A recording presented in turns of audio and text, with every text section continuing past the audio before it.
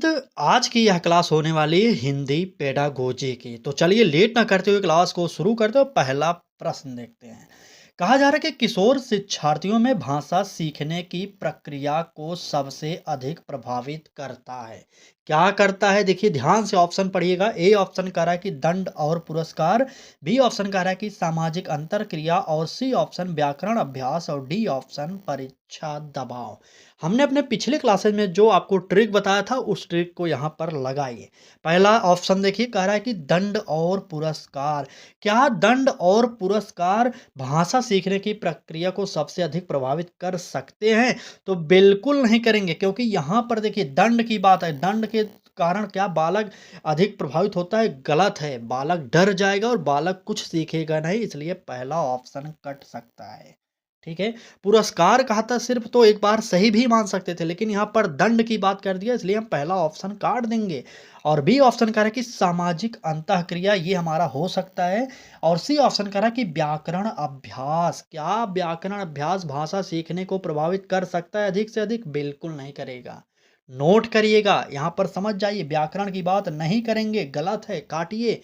D option कह रहा है कि परीक्षा दबाव। परीक्षा का दबाव कभी भी प्रभावित नहीं करेगा, इसलिए काट दीजिए। हमारा उत्तर जो होगा सामाजिक अंतःक्रिया यानी कि बी वाला ऑप्शन सबसे बेस्ट हो जाएगा। नोट कर लिए तो तुरंत आगे बढ़िए, देखते हैं अगला प्रश्न क्या कह रहा है। कह रहा है कि भाषा शिक्षण में अर्थ निर्माण का तात्पर्य है, मीनिंग मेकिंग का तात्पर्य क्या है, ये आपको बताना है। ए ऑप्शन कह रहा है कि शब्दों का अर्थ याद करना। बी ऑप्शन कह रहा है कि शिक्षक द्वारा अर्थ समझाना। सी ऑप्शन कह रहा है कि विद्यार्थी द्वारा अपने अनुभव से अर्थ गढ़ना। और डी ऑप्शन शब्दकोश का प्रयोग। सिंपल सी बात है, यहाँ पर भाषा शिक्षण में अर्थ निर्माण की बात की जा रही है। जो सबसे बेस्ट ऑप्शन होगा वो हमें चुनना पड़ेगा। ये ऑप्शन देखिए कह रहा है कि शब्दों का अर्थ याद करना। ये याद करना शब्द अपने आप में नेगेटिव होता है। हमने हर बार बताया कि याद करना, रटना, स्मरण करना, ये सारे के सारे जो शब्द हैं ये नेगेटिव होते हैं। समझ जाइए, काट दीजिए। ठीक है। अब बी ऑप्शन कह रहा है कि शिक्षक द्वारा अर्थ समझाना। बिल्कुल नहीं होगा, अर्थ समझाना ये गलत होगा। और सी ऑप्शन कह रहा है कि विद्यार्थी द्वारा अपने अनुभव से अर्थ गढ़ना। तो बिल्कुल सही, यही हमारा उत्तर सी वाला सही हो जाएगा। नोट करिएगा, हर एक प्रश्न इंपॉर्टेंट है आपके पेपर के लिए, क्योंकि यहाँ से सीधे पेपर में प्रश्न मिलेंगे। और यह क्लास पेपर 1 और पेपर 2 दोनों के लिए इंपॉर्टेंट है। चलिए देखते हैं प्रश्न। कहा जा रहा है कि कक्षा 6 से 8 में पठन शिक्षण का अगला चरण माना जाता है। क्या माना जाएगा, ये आपको बताना है। ठीक है। ए ऑप्शन कह रहा है कि अक्षर पहचान। बी ऑप्शन ध्वनि ज्ञान। सी ऑप्शन विश्लेषणात्मक व आलोचनात्मक पठन। और डी ऑप्शन सस्वर पठन। प्रश्न संख्या 3 का उत्तर बताइए कौन सा सही है। चलिए, बिल्कुल। बात 6 टू 8 की जा रही, तो यहाँ पर देखिए सबसे पहले अक्षर पहचान की बात नहीं होगा, क्योंकि शिक्षण में अगला चरण यह नहीं माना जाएगा, वो भी मिडिल स्तर पर, ये गलत हो जाएगा। ध्वनि ज्ञान बिल्कुल नहीं होगा, ये तो प्राइमरी स्तर की बात हो सकती थी। और विश्लेषणात्मक व आलोचनात्मक पठन, ये सस्वर पठन नहीं होगा, बल्कि हमारा उत्तर जो होगा विश्लेषणात्मक व आलोचनात्मक पठन। हर एक शब्द को समझिए, ऑप्शन को देखिए कौन सा शब्द सही हो रहा है। यकीन मानिए, अगर आप यहां से समझ गए तो प्रश्न सीधे आपके पेपर में देखने को मिल जाएगा। ठीक ना। चलिए नेक्स्ट देखते हैं क्या कर रहा है अगला प्रश्न हमारा। सीटेट के अनुसार भाषा कक्षा में इस प्रकार होने चाहिए। प्रश्न किस प्रकार के होने चाहिए, ये आपसे पूछा जा रहा है। सीटेट के अनुसार भाषा कक्षा में प्रश्न इस प्रकार होने चाहिए। तो चलिए बताइए जल्दी से। ए ऑप्शन केवल तथ्यात्मक। बी ऑप्शन केवल बंद प्रकार। सी ऑप्शन विचारोत्तेजक और खुले। और डी ऑप्शन परीक्षा आधारित। अगर बात परीक्षा की जाए तो तुरंत काटिएगा, वहां पर नेगेटिव होता है, ये समझ जाइए। ए ऑप्शन करें कि केवल तथ्यात्मक, बिल्कुल नहीं होगा। बी ऑप्शन केवल बंद प्रकार। आप हमेशा जानते रहेंगे कि बंद प्रकार के जो प्रश्न होते हैं वो निगेटिव माने जाते हैं, जबकि खुला प्रकार के जो प्रश्न होते हैं वो हमेशा पॉजिटिव माने जाते हैं। जिस प्रकार से अपसारी चिंतन जो होता है वह पॉजिटिव माना जाता है, और अभिसारी चिंतन जो होता है वह निगेटिव माना जाता है। उम्मीद करते हैं आप समझ गए हैं। तो यहाँ पर उत्तर जो निकल कर आएगा हमारा क्या होगा, विचारोत्तेजक और खुले। ये हमारा ऑप्शन सी वाला सही हो जाएगा। अगर क्लास अच्छी लग रही हो तो लाइक ज़रूर करिएगा और एक कमेंट करके ज़रूर बताइएगा कि ये क्लास आपको कैसी लगी। ठीक ना? चलिए आगे बढ़िए, अगला प्रश्न देखते हैं। कह रहा है कि भाषा शिक्षण में पाठ के पूर्व गतिविधि का उद्देश्य है। क्या उद्देश्य है? पाठ याद कराना, कठिन शब्द लिखवाना, पूर्व ज्ञान को सक्रिय करना और परीक्षा की तैयारी। प्रश्न संख्या 5 और उत्तर आपका आने लगा है, बिल्कुल। चलिए देखिए, पहला ऑप्शन देखिए क्या कह रहा है, पाठ याद कराना। हमने आपको क्या कहा था कि जहाँ पर भी याद कराना आ जाए, करना आ जाए, वो गलत होता है। काटिए। बी ऑप्शन कह रहा है कि कठिन शब्द लिखवाना। क्या कठिन शब्द लिखवाने से पाठ की पूर्व गतिविधि का उद्देश्य पूर्ण हो जाएगा? बिल्कुल नहीं होगा, ये भी हमारा गलत आंसर हो जाएगा। अब यहाँ पर परीक्षा की तैयारी, डी ऑप्शन कह रहा है, इसे भी काटिए क्योंकि कतई यह उद्देश्य नहीं होता है शिक्षण में कि परीक्षा की तैयारी कराई जाए। प्राइमरी स्तर हो या मिडिल स्तर हो, बालक को सिखाने के लिए वहाँ पर पढ़ाया जाता है, ना कि परीक्षा लेने के लिए। ठीक? समझ गए? तो नोट करिएगा, पूर्व ज्ञान को सक्रिय करना ये हमारा सबसे बेस्ट ऑप्शन हो जाएगा। चलिए आगे चलते हैं और देखते हैं नेक्स्ट प्रश्न क्या कह रहा है। ये रहा अगला प्रश्न। कह रहा है कि बहुभाषिक परिवेश में कोड स्विचिंग को माना जाता है। कोड स्विचिंग को क्या माना जाता है, ये आपसे पूछा जा रहा है। ठीक। ए ऑप्शन कह रहा है कि भाषा दोष, बी ऑप्शन अनुशासनहीनता, सी ऑप्शन संप्रेषण की रणनीति और डी ऑप्शन भाषा भ्रष्टता। चलिए प्रश्न संख्या 6 और उत्तर आप दीजिए फटाक से। चलिए बिल्कुल बिल्कुल चलिए। देखिए, अगर बात भाषा दोष की जाए तो यहाँ पर जितने भी लोग ए ऑप्शन बता रहे हैं उनका ऑप्शन गलत होगा। ठीक है? कोड स्विचिंग का जो अर्थ माना जाएगा वो क्या होगा, संप्रेषण की रणनीति, यानी कि तीसरा ऑप्शन हमारा बेस्ट ऑप्शन होगा। ठीक है? भाषा भ्रष्टता ये नहीं होगा, अनुशासनहीनता ये भी नहीं होगा, तो नोट करिएगा यहाँ पर तीसरा ऑप्शन हमारा बिल्कुल सही हो जाएगा। ठीक ना? चलिए नेक्स्ट देखते हैं। कह रहा है कि हिंदी भाषा में दक्षता का सही संकेत है। क्या है? लंबा लिख पाना, बी ऑप्शन कह रहा है कि शुद्ध वाक्य रचना, सी ऑप्शन कह रहा है कि संदर्भ के अनुसार भाषा प्रयोग और डी ऑप्शन कठिन शब्दों का प्रयोग। हिंदी भाषा में दक्षता का सही संकेत है, क्या है? चलिए इस प्रश्न का उत्तर सभी लोग कमेंट बॉक्स में दीजिए। चलिए कुछ लोगों का बी आ रहा है, कुछ लोगों का ए भी, कुछ लोगों का सी भी। मिला जुला आंसर प्राप्त होने लगा है। चलिए बिल्कुल। देखिए, लंबा लिख पाना ये कभी भी भाषा दक्षता का संकेत नहीं माना जा सकता। ए ऑप्शन काटेंगे। शुद्ध वाक्य रचना, क्या छोटे बच्चे शुद्ध वाक्य रचना कर सकते हैं? तो ये कभी भी संभव नहीं है, इसलिए इसे भी काटिए आप लोग। सी ऑप्शन कह रहा है कि संदर्भ के अनुसार भाषा प्रयोग, तो बिल्कुल यही हमारा ऑप्शन सही हो जाएगा। आप इन शब्दों को ध्यान से समझिएगा क्योंकि प्रश्न में यहाँ जो भी ऑप्शन है, ऑप्शन नहीं मिलेगा, वहाँ पर अलग ऑप्शन हो सकता है। ठीक है? ऑप्शन पर मत जाइएगा, शब्दों को अपने दिमाग में सेट करिए क्योंकि ये हमारे हमेशा पॉजिटिव वाले शब्द हैं। ठीक ना? चलिए यकीन मानिए आपको 15 में 15 नंबर जो हिंदी पेडागोजी का है दिला कर रहेंगे और सीडीपी 30 में 30 दिलाएंगे, क्योंकि जब कभी हमने सीटेट एग्जाम दिया था पहले, तो मैंने भी सीडीपी में 30 पाया था। आपको भी दिलाएंगे, यकीन करिए, एक बार हमारे साथ जुड़िए और तैयारी करिए परीक्षा तक। ठीक ना? चलिए नेक्स्ट देखिए। सीटेट लेवल 2 में व्याकरण शिक्षण का मुख्य लक्ष्य है। लेवल 2 का मतलब 6 to 8 वालों के लिए। ठीक है? नियम याद कराना, बी ऑप्शन कह रहे परीक्षा में अंक बढ़ाना, सी ऑप्शन कह रहे कि भाषा को अधिक प्रभावी बनाना और डी ऑप्शन परिभाषा लिखवाना। चलिए प्रश्न संख्या 8 का उत्तर तुरंत बताइए कौन सा सही होगा। चलिए बिल्कुल बिल्कुल चलिए। सीटेट लेवल 2 में व्याकरण शिक्षण का मुख्य लक्ष्य है। क्या लक्ष्य है एक बार बताइए तो। चलिए बिल्कुल, काफ़ी लोगों का उत्तर आना स्टार्ट हो गया। अब देखिए, अब आप लोग समझ गए कि किस प्रकार से नेगेटिव शब्दों को काटा जाता है। देखिए ये ऑप्शन कह रहा है कि नियम याद कराना, हम हर प्रश्न में बता रहे हैं याद करना, स्मरण करना, रटना, ये सब नेगेटिव होता है, तो काटिए ये ऑप्शन। बी ऑप्शन कह रहे हैं परीक्षा में अंक बढ़ाना, बात परीक्षा की नहीं करेंगे आप बालक को पढ़ा रहे हैं सिर्फ सिखाने के लिए। ठीक है, यहाँ पर बी ऑप्शन को काटिए। सी ऑप्शन कह रहा है कि भाषा को अधिक प्रभावी बनाना और डी ऑप्शन परिभाषा लिखवाना। परिभाषा लिखवाना नहीं उचित होगा, सबसे बेस्ट जो होगा भाषा को अधिक प्रभावी बनाना, तो नोट करिएगा यही हमारा सही होगा। ठीक है, चलें आगे बढ़ते हैं और देखते हैं हमारा अगला प्रश्न क्या कह रहा है। ठीक, चले कह रहा है कि रचनात्मक पठन का सर्वोत्तम उदाहरण है। क्या उदाहरण है? प्रश्नोत्तर लिखना, पाठ का सार लिखना, पाठ पर वैकल्पिक अंत सोचना और शब्दार्थ लिखना। प्रश्न संख्या 9 का उत्तर बताइए कौन सा सही होगा। चले, रचनात्मक पठन का सर्वोत्तम उदाहरण कौन सा है? तो यहाँ पर नोट करिएगा, शब्दार्थ लिखना ये नहीं होगा, पाठ का सार लिखना ये भी नहीं होगा, प्रश्नोत्तर लिखना ये नहीं होगा, बल्कि उत्तर जो होगा पाठ पर वैकल्पिक अंत सोचना, ये वाला ऑप्शन हमारा सबसे बेस्ट हो जाएगा। ठीक है, चलिए नेक्स्ट देखते हैं और अगला प्रश्न है हमारा 10वां प्रश्न।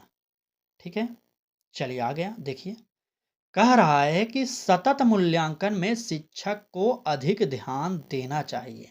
किस पर देना चाहिए? अंतिम उत्तर पर, सीखने की प्रक्रिया पर, अंक वितरण पर या तुलना पर। प्रश्न संख्या 10 का उत्तर बताइए कौन सा सही होगा। चलिए, सतत मूल्यांकन में शिक्षक को अधिक ध्यान देना चाहिए। किस प्रकार का ध्यान देना चाहिए आप बताइए। देखिए, तुलना करने पर आप नहीं देंगे। देखिए, अब यहाँ पर सभी लोगों का उत्तर गलत आना स्टार्ट हो चुका है।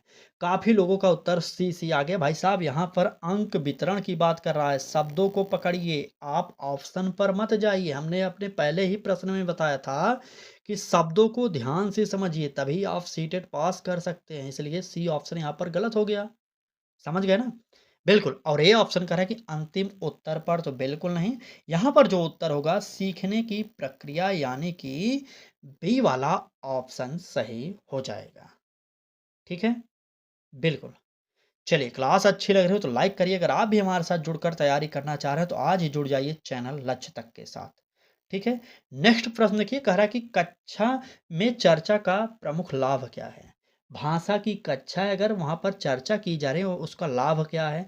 ए ऑप्शन कह रहा है कि समय व्यतीत करना। हमने आपको कहा था कि समय व्यतीत करना ऑप्शन जहाँ पर भी मिल जाए, समय व्यर्थ करना जहाँ पर मिल जाए, ये सब नेगेटिव होते हैं, तुरंत काटिए, कुछ पढ़ने की ज़रूरत नहीं है।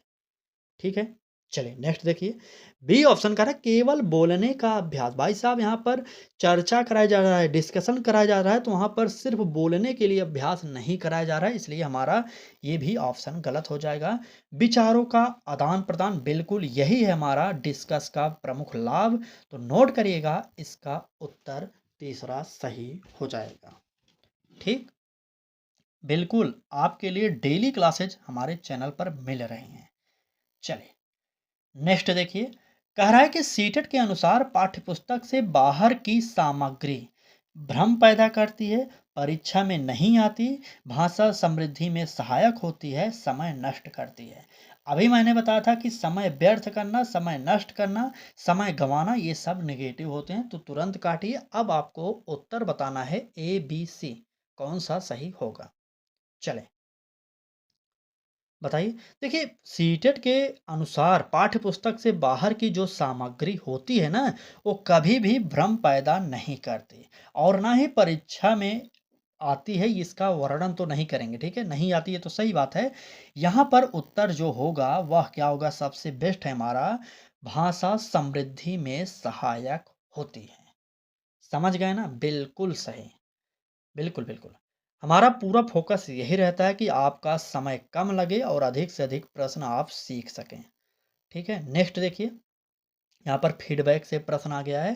कह रहा है कि लेखन में प्रतिक्रिया, जिसे आप फीडबैक कहते हैं, होनी चाहिए। किस प्रकार की फीडबैक होनी चाहिए? दंडात्मक होना चाहिए, केवल गलतियों पर, सहायक और मार्गदर्शक या तुलना आधारित। चलिए, लेखन में प्रतिक्रिया होनी चाहिए, किस प्रकार की होनी चाहिए? चलिए नोट करिए उत्तर कौन सा होगा, जल्दी से कमेंट बॉक्स में नोट करते रहिए आप लोग। चलिए, बिल्कुल ठीक ठीक। देखिए, दंडात्मक तो नहीं होगा, केवल गलतियों पर ये भी नहीं होगा, तुलना आधारित ये भी नहीं होगा। हमारा उत्तर जो होगा सहायक और मार्गदर्शक का होगा। नोट करिएगा, तीसरा ऑप्शन यहाँ पर हमारा सही हो जाएगा। ठीक है, चलिए नेक्स्ट देखिए, कह रहा है कि भाषा शिक्षण में नाटक भूमिका निभाना सहायक है। भाषा शिक्षण में नाटक भूमिका निभाना सहायक है किस प्रकार का? अनुशासन बनाए रखने में, स्मरण शक्ति बढ़ाने में, संप्रेषण और आत्मविश्वास में, केवल मनोरंजन में। चलिए, रोल प्ले जिसे आप कहते हैं, बिल्कुल इंग्लिश में रोल प्ले कहेंगे और हिंदी में नाटक या भूमिका निभाना कहेंगे। ठीक है। प्रश्न संख्या 14 का उत्तर बताइए कौन सा सही होगा। देखिए, अनुशासन बनाए रखने में पहला ऑप्शन क्या कह रहा है? अनुशासन की बात कर रहा है। हमने आपको क्या बताया था कि अनुशासन की बात भी जहां पर की जाए वो भी हमें काटना पड़ेगा, क्योंकि बात छोटे बच्चों की जा रही है। वहां पर हम बहुत ज़्यादा अनुशासन नहीं बना सकते। ठीक है। अगर बहुत ज़्यादा अनुशासन बनाएंगे तो वहां पर डर का माहौल बालकों के अंदर आ जाएगा। ठीक है। बी ऑप्शन करें स्मरण शक्ति बढ़ाने में। अभी मैंने क्या बताया, रटना, याद करना, ये सब जो है ये क्या है? नेगेटिव है। यहाँ पर स्मरण करना मतलब याद करना। ठीक है, याद करने की शक्ति बढ़ाना, ये भी हमारा गलत होगा। अगला ऑप्शन कर रहा है संप्रेषण और आत्मविश्वास में, और अगला ऑप्शन केवल मनोरंजन में। शिक्षण कार्य के दौरान कोई भी क्रियाकलाप अगर कराए जा रहे हैं तो सिर्फ मनोरंजन के लिए नहीं कराई जाएगी, बल्कि बालक सीखता भी रहे और मनोरंजन भी करता रहे। दोनों क्रियाएं साथ साथ होनी चाहिए। तो यहाँ पर डी ऑप्शन में सिर्फ कह रहा था मनोरंजन के लिए, इसलिए हमने डी को काटा। अब यहाँ पर तीसरा सही हो जाएगा। संप्रेषण और आत्मविश्वास में नोट करिएगा तीसरा ऑप्शन। ठीक, बिल्कुल सही। चलिए, नेक्स्ट देखिए, सीटेट लेवल 2 के अनुसार शिक्षक को छात्रों से अपेक्षा करनी चाहिए कि वे क्या हैं? पाठ दोहराएं, केवल लिखें, प्रश्न पूछे और तर्क करें, शांत रहें। तो देख रहे हैं यहाँ पर पाठ दोहराएं गलत है, केवल लिखें ये भी नेगेटिव है, शांत रहें ये भी गलत है। अगर बालक शांत ही रहेगा तो क्लास में सीखेगा कुछ नहीं। जब तक प्रश्न नहीं करेगा तब तक सीखेगा नहीं। इसलिए ये भी गलत करके हमारा ऑप्शन जो सही होगा, प्रश्न पूछे और तर्क करें। बालक के अंदर जो जिज्ञासा है उसको शिक्षक को शांत करना पड़ेगा। ठीक है, बिल्कुल। चलिए नेक्स्ट चलते हैं, देखते हैं अगला प्रश्न। कहा जा रहा है कि भाषा कक्षा में विविध उत्तरों को स्वीकार करना दर्शाता है। क्या दर्शाएगा?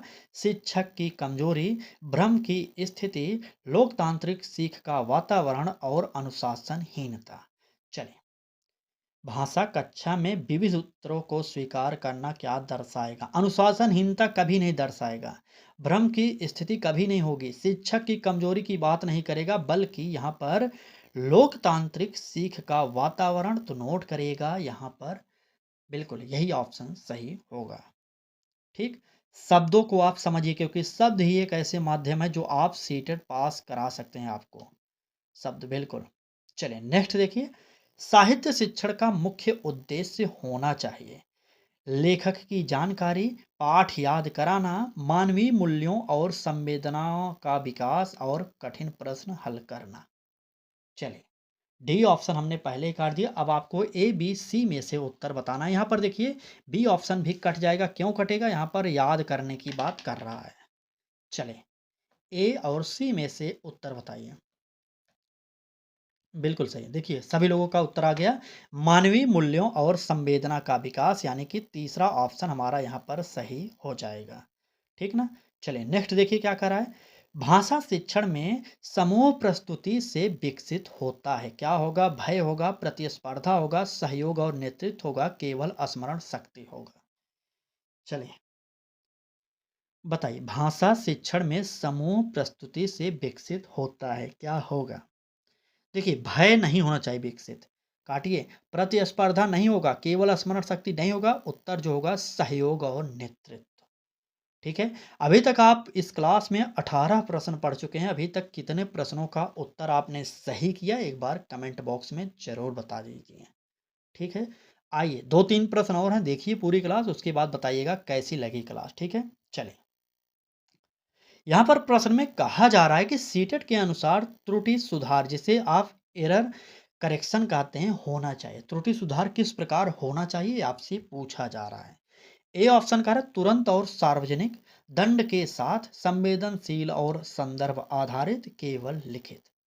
चलिए, 19वें प्रश्न का उत्तर देखिए, लिखित नहीं होना चाहिए, दंड के साथ नहीं होना चाहिए और तुरंत और सार्वजनिक नहीं होना चाहिए। तुरंत कर सकते हैं लेकिन बालकों को टोकिए मत, क्लास समाप्त हो उसके बाद समझाइए, ठीक है?